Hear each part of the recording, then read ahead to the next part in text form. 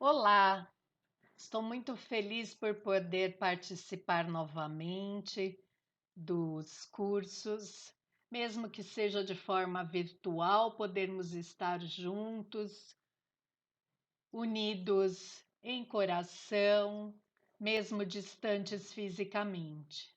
Vamos então nos preparar para esta aula, fechando os nossos olhos, buscando a conexão com o alto,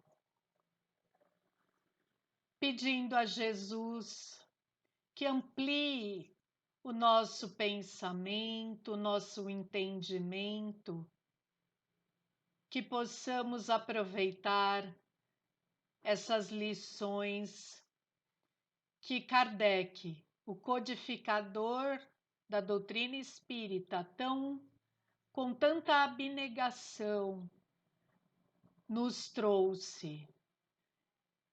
Vamos aproveitar também para agradecer esse espírito grandioso que, se não fosse toda essa abnegação, todo o sacrifício, toda sua perspicácia, nós não estaríamos hoje com todo esse material, com essa riqueza de ensinamentos. Que possamos, então, aproveitar o máximo possível de todas essas informações para que elas possam calar fundo dentro de nós, nos auxiliando em nossa mudança espiritual. Que assim seja. Vamos então à segunda parte da lei de reprodução. Olá, meus queridos. Vamos então à segunda parte da lei de reprodução, que iremos tratar das questões 693 a 701. São contrários à lei da natureza as leis e os costumes humanos que têm por fim ou por efeito criar obstáculos à reprodução? Então, aqui Kardec está pensando nas formas contraceptivas criadas pelo homem. Tudo que embaraça a natureza em sua marcha é contrário à lei geral. Mas nós não podemos esquecer que o contato afetivo é onde se dá a sexualidade através do amor, e a sensualidade, onde existe a sexualidade, o contato sexual por prazer. Então, quando os espíritos se colocam com relação a ser contrário à lei geral, eles estão pensando nesse contato afetivo, no contato sexual que vem através do amor e não da sensualidade, não apenas em busca do prazer físico.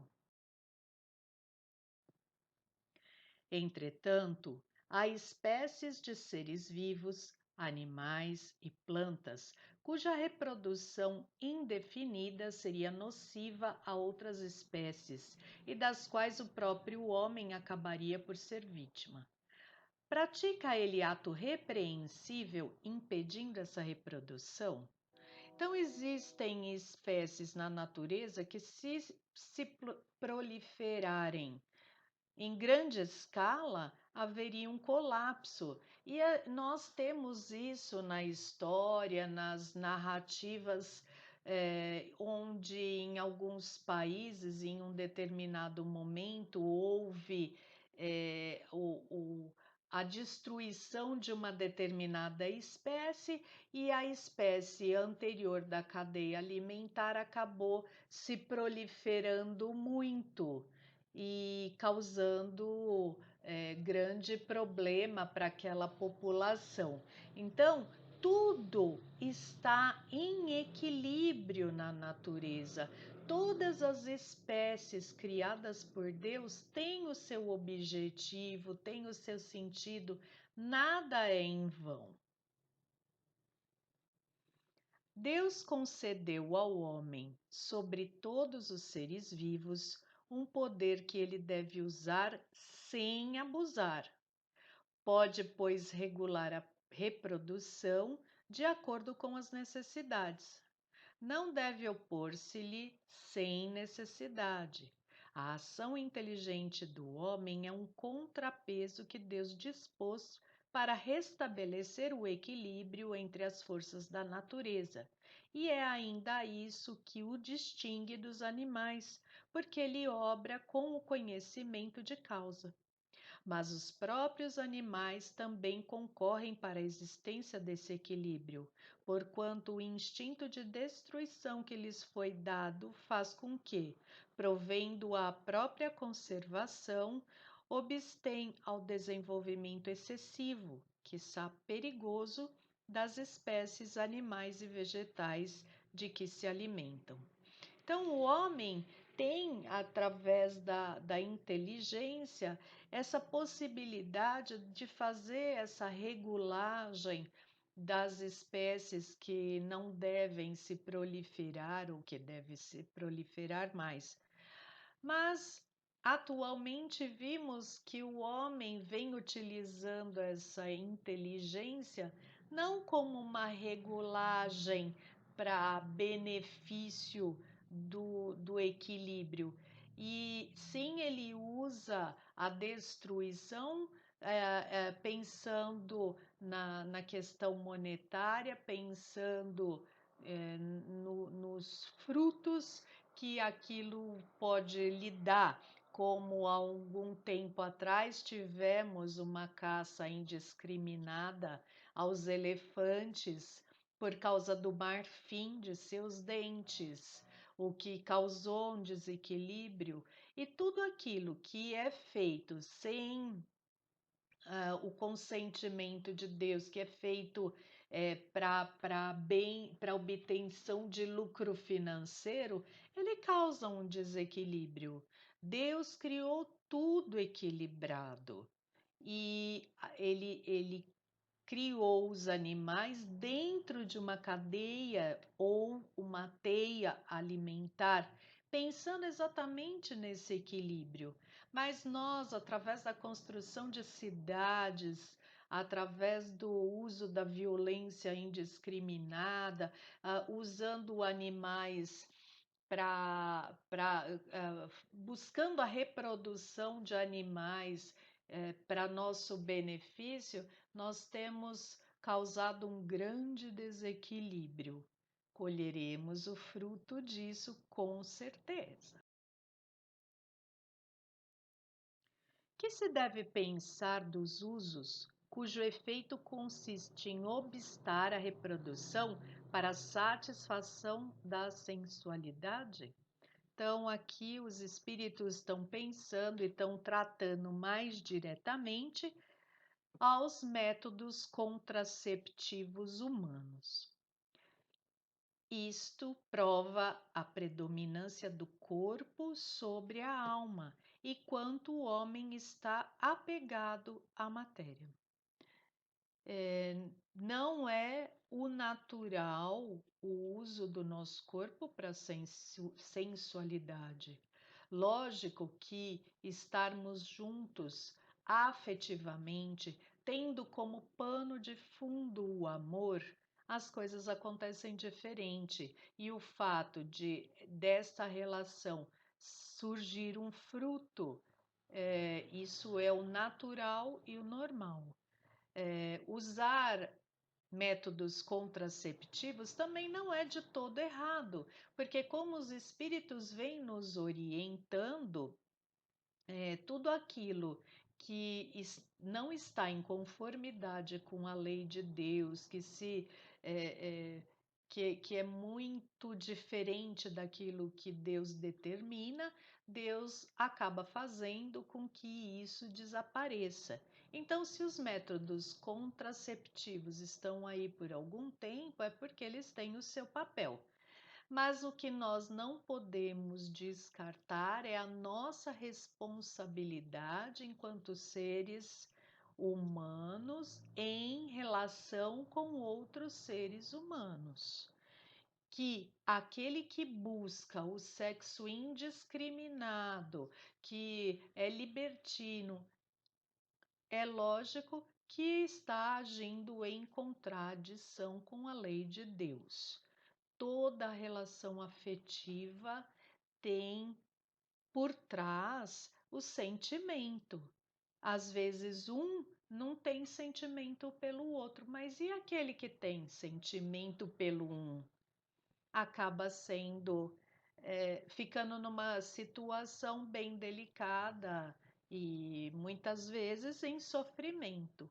Então, a partir do momento que nos relacionamos, nós somos responsáveis sim por aquelas pessoas com quem estamos nos relacionando. E qualquer prejuízo que causemos, responderemos mais tarde.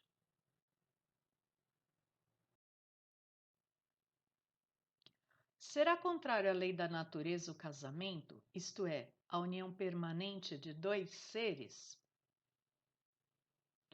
É um progresso na marcha da humanidade.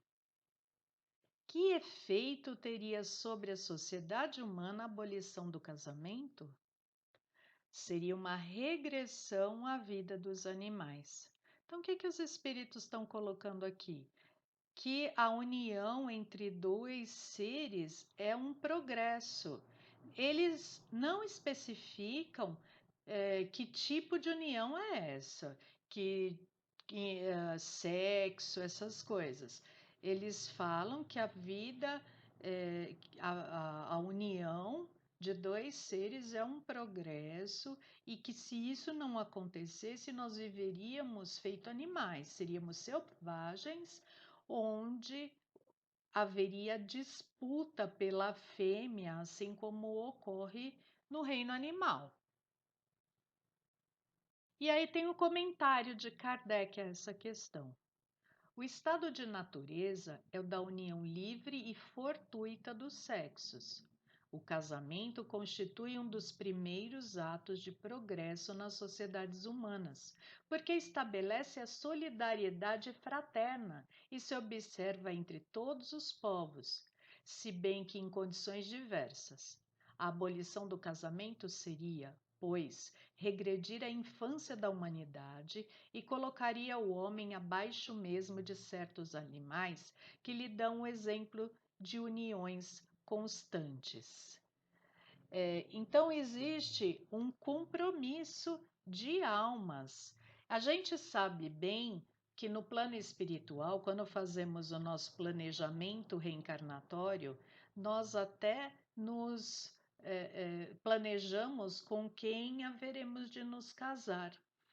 E isso tem uma ligação íntima com o resgate, com as provas que haveremos de passar na vida física.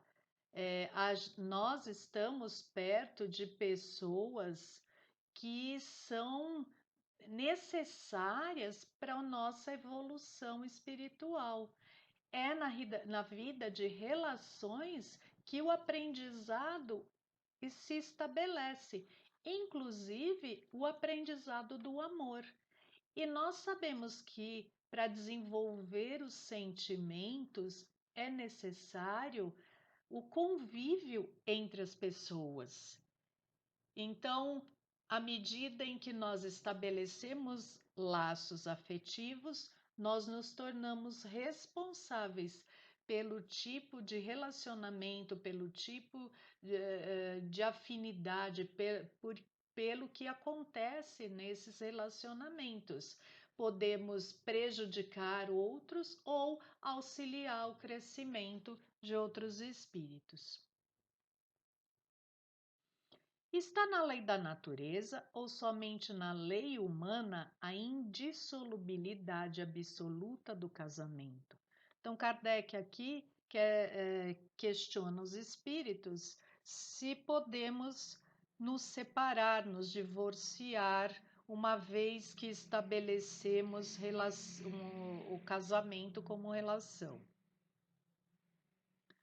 É uma lei humana muito contrária à da natureza, mas os homens podem modificar suas leis.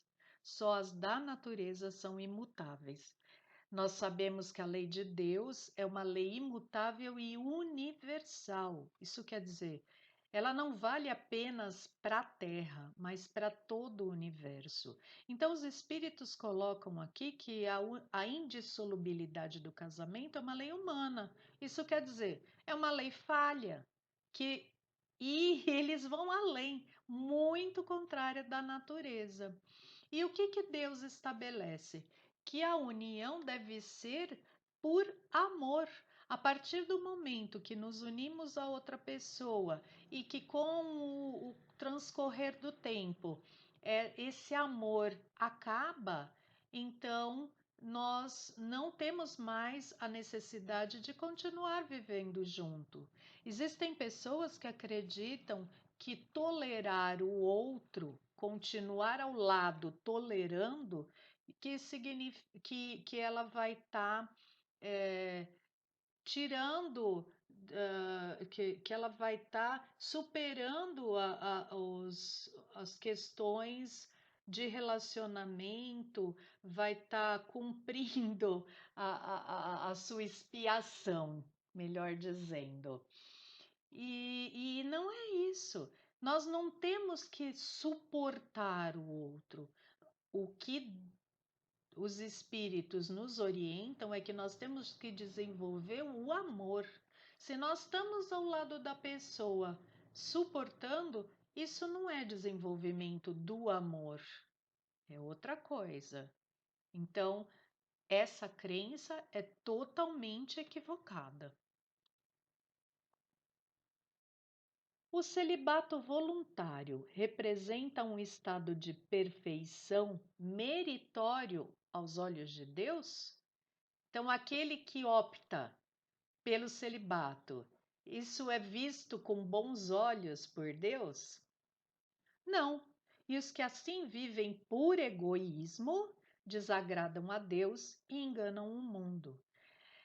Nós aprendemos uns com os outros, nós desenvolvemos o nosso sentimento, aprimoramos o nosso sentimento nas relações afetivas uns com os outros.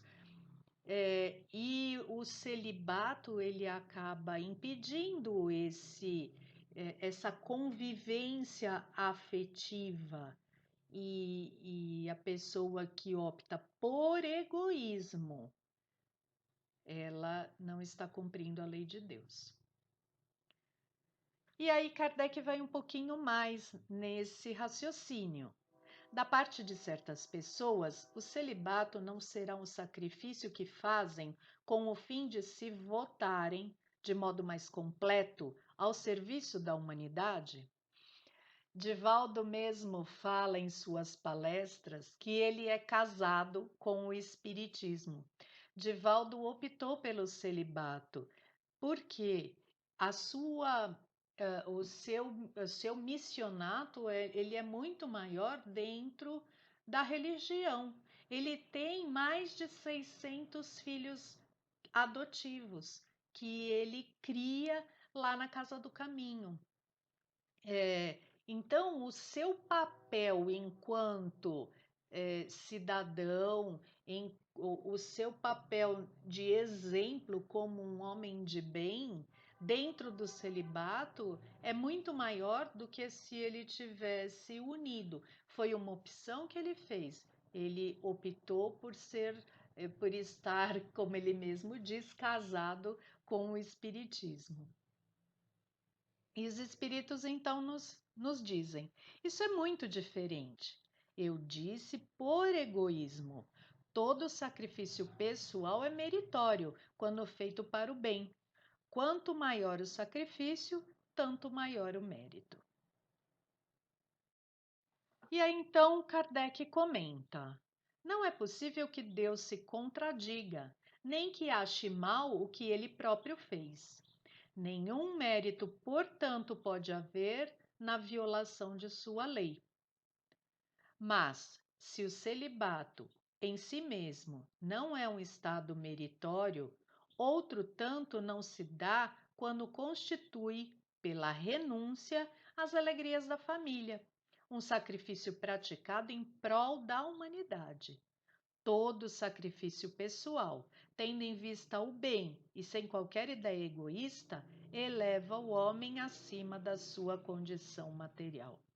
Então, lembrando nas questões anteriores que Kardec fala que a união, o casamento, é um progresso para a humanidade. Então, por isso que Kardec coloca aqui a questão da violação da lei. Se o casamento é uma, é uma evolução, por que que o celibato é considerado positivo? Então, ele deixa bem claro aqui que ele é positivo quando ele tem o caráter de renúncia em prol da humanidade. A igualdade numérica que mais ou menos existe entre os sexos constitui indício da proporção em que devam unir-se? Pergunta bem interessante, né? Então, aqui Kardec está se referindo à união com vários parceiros. Sim, porquanto tudo na natureza tem um fim. Então, como já disse anteriormente, Deus não faz nada sem que haja um propósito. Qual das duas, a poligamia ou a monogamia, é mais conforme à lei da natureza? A poligamia é lei humana, cuja abolição marca um progresso social.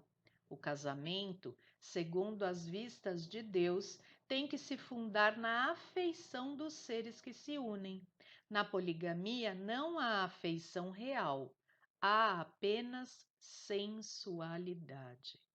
E isso nós temos que tomar o máximo de cuidado, porque uma coisa é a união por amor, outra coisa é quando as pessoas se unem por questões físicas, por interesse econômico, ou seja, qual outro motivo for. Essas uniões que não são por amor são contrárias à lei de Deus, que já em seu nome nos demonstra lei de amor.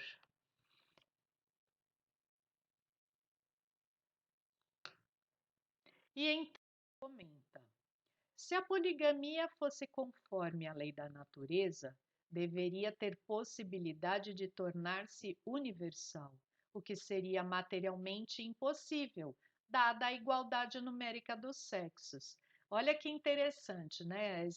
Por isso Kardec fez aquela pergunta da igualdade numérica dos sexos, já indicando que a poligamia seria contrária à lei da natureza, porque se na natureza existe um equilíbrio entre o número de seres masculinos e femininos, então, e como tudo tem o seu propósito, o propósito é a união entre duas pessoas, né?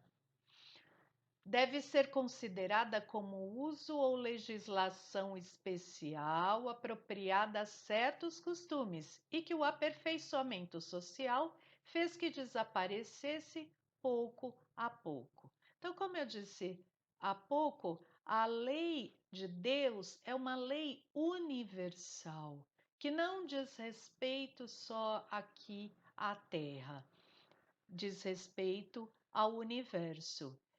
E como que a gente percebe se uma lei é conforme a lei de Deus ou não? Exatamente tomando esse critério da universalidade. Tudo aquilo que seria exceção não não está de acordo com a lei de Deus. Então, que possamos aproveitar esses ensinamentos, aplicando em nossas vidas, refletindo sobre o mundo que nos cerca, procurando conhecer cada vez mais a lei de Deus para que possamos agir em conformidade com ela, pois desta forma estaremos cada vez mais conectados ao plano maior, ao plano superior, a Deus.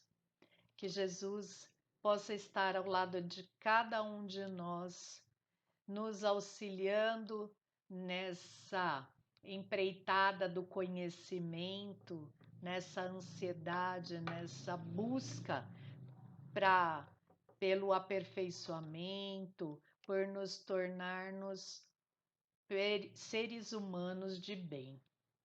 Muita paz.